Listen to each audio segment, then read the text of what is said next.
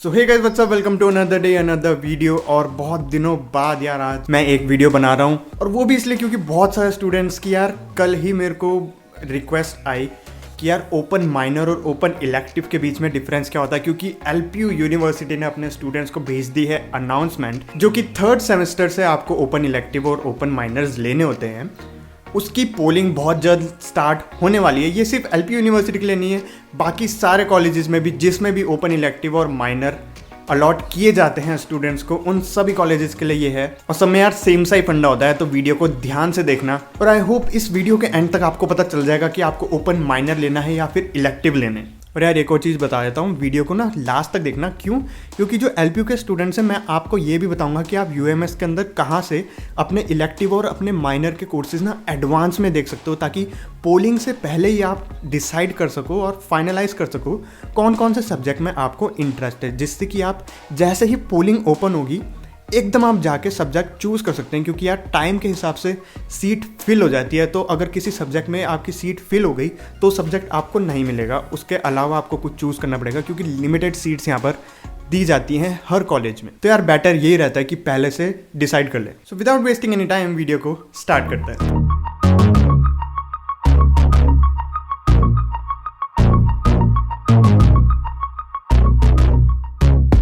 तो यार इस वीडियो में हम बात करने वाले हैं दो चीज़ों के बारे में, ओपन इलेक्टिव्स और ओपन माइनर।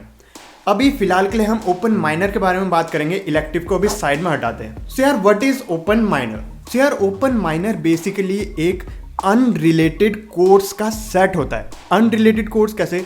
यार डिपेंड नहीं करता कि आप कौन सी स्ट्रीम में हो अभी। जैसे अगर आप आईटी में हो तो ज़रूरी नहीं है कि आप सिर्फ आईटी के सब्जेक्ट्स पढ़ो। ऐसा हो सकता है कि यार फ्यूचर में आप डिसाइड कर लो कि नहीं, आपको तो सॉफ्टवेयर इंजीनियर बनना ही नहीं है, आपको प्रोग्रामिंग करनी नहीं है, आपको मार्केटिंग करनी है। तो आपके लिए यार फ्यूचर में ज़्यादा स्कोप जो है आपका वो वाइड हो सके, इसलिए आपको ऑफर किए जाते हैं ओपन इलेक्टिव्स और ओपन माइनर। बेसिकली अभी हम ओपन माइनर के बारे में बात कर रहे हैं, तो मैं आपको सिंपल लैंग्वेज में बता देता हूँ। ओपन माइनर 4 कोर्सेज का एक सेट होता है। 4 कोर्सेज सिंपली मतलब 4 सब्जेक्ट्स, ऐसा समझिए आप इसको, ठीक है।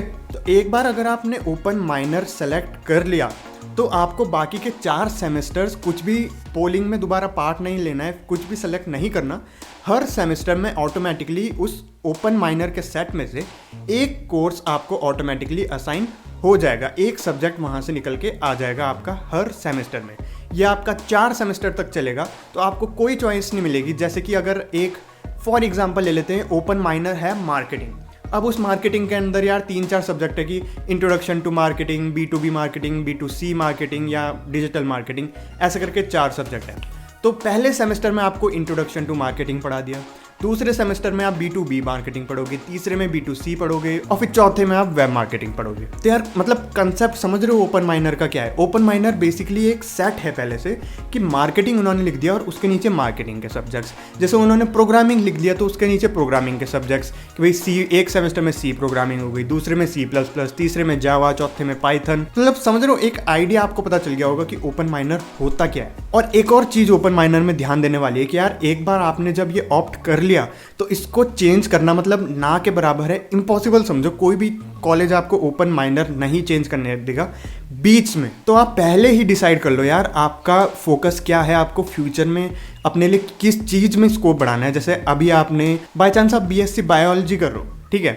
अगर आपको लगता है कि यार फ्यूचर में मैं किसी और चीज़ में जाना चाहता हूँ, बाय चांस आपकी कोई हॉबी हो, आपका कुछ इंटरेस्ट हो और आपको वो आपके ओपन माइनर में या फिर इलेक्टिव्स में दिख रहा है, तो आप उस चीज़ के लिए ऑप्ट करिए। अब अगर मैं पर्सनली बताऊँ तो यार मैंने ओपन इलेक्टिव्स के लिए ऑप्ट किया था।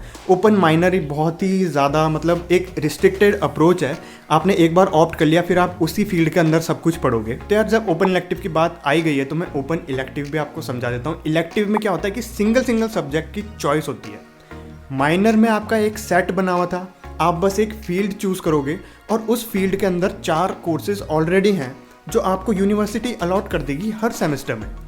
ओपन इलेक्टिव में क्या होगा, हर सेमेस्टर में आपके पास चॉइस आएगी, आपको पूलिंग में पार्ट करना होगा कि यार मैं इलेक्टिव में कौन से सब्जेक्ट लूँ, और हर सेमेस्टर में आपको नई लिस्ट दी जाएगी।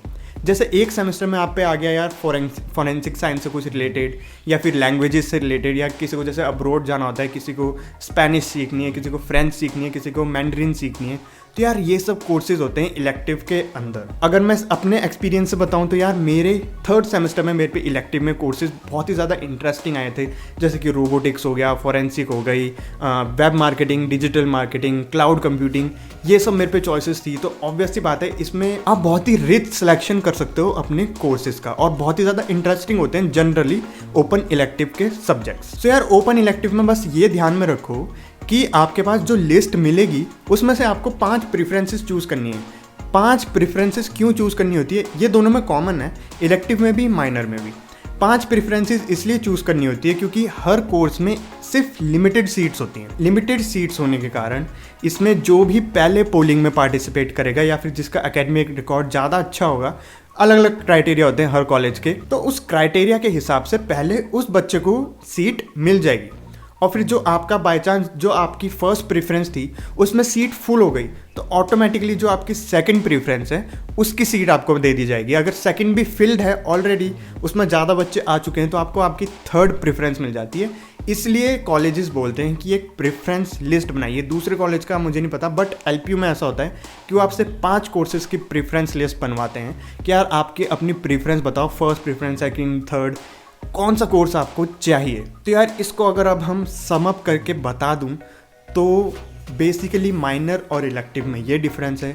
माइनर एक सेट है ऑलरेडी 4 कोर्सेज का या 4 सब्जेक्ट का, जो भी फील्ड आप चूज़ करेंगे उसमें से ऑटोमेटिकली हर सेमेस्टर में अगले 4 सेमेस्टर तक आपको कोर्सेज या सब्जेक्ट्स असाइन होते रहेंगे। और ओपन इलेक्टिव होते हैं इंडिविजुअल कोर्सेज, उसमें कोई सेट नहीं बना है। आप ऐसा नहीं है कि एक सेमेस्टर आपने कुछ चूज़ कर लिया तो अगले 4 सेमेस्टर आपको वो ही पढ़ना है। इलेक्टिव में ऐसा होता है कि हर सेमेस्टर आपको चॉइस दी जाएगी। माइनर में सिर्फ अभी आपके पास चॉइस है, एक बार आपने सेलेक्ट कर लिया, बस अगले 4 सेमेस्टर आप वही पढ़ोगे। फिर से बता देता हूँ, माइनर यार सेट होता है, इलेक्टिव इंडिविजुअल सब्जेक्ट होते हैं। अब इससे आपको बहुत ही अच्छा आइडिया लग चुका होगा कि आपको माइनर लेना चाहिए या इलेक्टिव लेना चाहिए। पर यार एक और बार रिमाइंड कर देता हूँ कि जो भी आप सब्जेक्ट्स लेने की सोच रहे हैं, प्लीज़ उसमें ढंग से सोच विचार कर लेना। यार एक बार पोलिंग हो गई और आपको सब्जेक्ट अलॉट हो गया, दैट मीन्स कि आपको अब वो ही सब्जेक्ट पढ़ना पड़ेगा। There is no way of changing it. बहुत ही रेयर केसेस ऐसे होते हैं कि कोई कॉलेज अलाउ कर दे कि ठीक है आप अपना माइनर या इलेक्टिव चेंज कर लो, बट जनरली ऐसा नहीं होता है। कोई भी आपको अपने सब्जेक्ट चेंज नहीं करने देगा जो इलेक्टिव और माइनर वाले होते हैं। तो यार एक बार आपने चूज़ कर लिए, that is done, that is final. So पहले से ही एडवांस में सोच लीजिए कि आपको कौन से सब्जेक्ट्स लेने हैं। और स्पेशली LPU के स्टूडेंट्स के लिए मैं आपको बता देता हूँ कि आप कहाँ से अपने सब्जेक्ट्स एडवांस में चेक कर सकते हैं। उससे पहले अगर आपको वीडियो हेल्पफुल लग रही हो तो यार वीडियो को लाइक कर दो, अगर चैनल पे नए हो चैनल को सब्सक्राइब जरूर कर देना। अब देख लेते हैं आप सब्जेक्ट की लिस्ट कहाँ से निकाल सकते हैं। सो यार ओपन माइनर के सब्जेक्ट्स देखने के लिए पहले आप अपना UMS में लॉग इन कीजिए, और UMS होम से जाके आपको इंपॉर्टेंट लिंक्स के अंदर एक सेक्शन मिलेगा एग्जामिनेशन इंस्ट्रक्शंस एंड गाइडलाइंस का। उस एग्जामिनेशन इंस्ट्रक्शन और गाइडलाइन के अंदर आप स्टूडेंट्स में जाइए और स्टूडेंट्स के अंदर लिखा होगा open minor folder. Open minor folder के अंदर यार आपको आपके ओपन माइनर के ऑफर्ड कोर्सेज मिल जाएंगे रिस्पेक्टिव टू योर डिपार्टमेंट, आप देख लेना। और सिमिलरली ओपन इलेक्टिव का भी सेम है, इंपॉर्टेंट लिंक्स के अंदर आप जाओगे, फिर आप एग्जामिनेशन इंस्ट्रक्शन एंड गाइडलाइंस खोलोगे, उसके बाद स्टूडेंट्स, और उसके अंदर कहीं पे लिखा होगा ओपन इलेक्टिव फोल्डर। तो ओपन इलेक्टिव फोल्डर के अंदर आपके इलेक्टिव के कोर्सेज होंगे।